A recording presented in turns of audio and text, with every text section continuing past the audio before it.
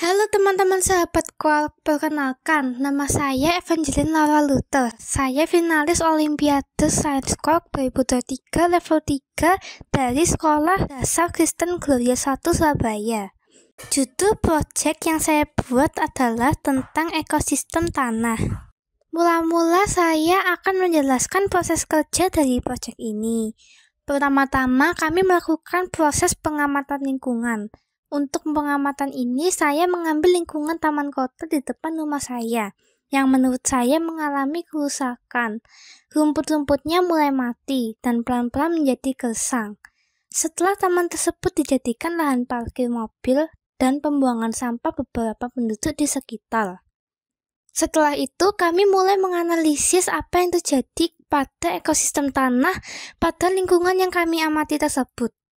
Menurut analisa kami, kerusakan ekosistem terjadi ketika tanaman, dalam hal ini rumput, mati secara perlahan akibat kurangnya pasokan air, cahaya matahari, kegemburan tanah, akibat tertutupnya beberapa bagian area rumputan tersebut dengan mobil yang otomatis menghalangi air hujan maupun cahaya matahari yang dibutuhkan tanaman untuk hidup.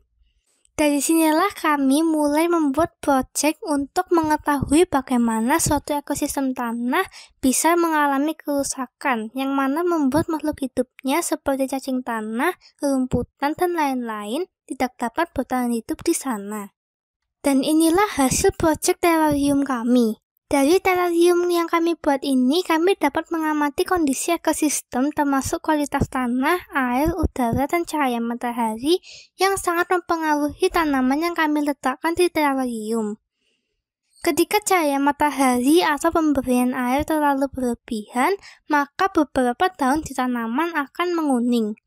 Untuk itu dibutuhkan komposisi yang tepat agar tanaman di terarium kami dapat bertumbuh dengan baik. Kesimpulan yang dapat kami berikan adalah ekosistem yang sehat akan meningkatkan kesehatan manusia dan seluruh makhluk hidup di sekitarnya. Manfaat proyek ini adalah belajar dan mengamati bagaimana tanaman dapat hidup di dalam suatu atmosfer atau iklim yang terkontrol dan kelembapan yang konstan. Hal ini dapat menjadi solusi bagi ekosistem tanah yang sesungguhnya pada makhluk hidup di sekitarnya. Ayo teman-teman, kita harus terus menjaga ekosistem tanah yang ada di sekitar kita untuk kelangsungan makhluk hidup dan demi masa depan bumi kita. Ingat, bumi bukan milik kita, tapi kita milik bumi. Kelangsungan hidup kita bergantung dari keseimbangan semua komponen yang ada di bumi ini. Sampai jumpa lagi.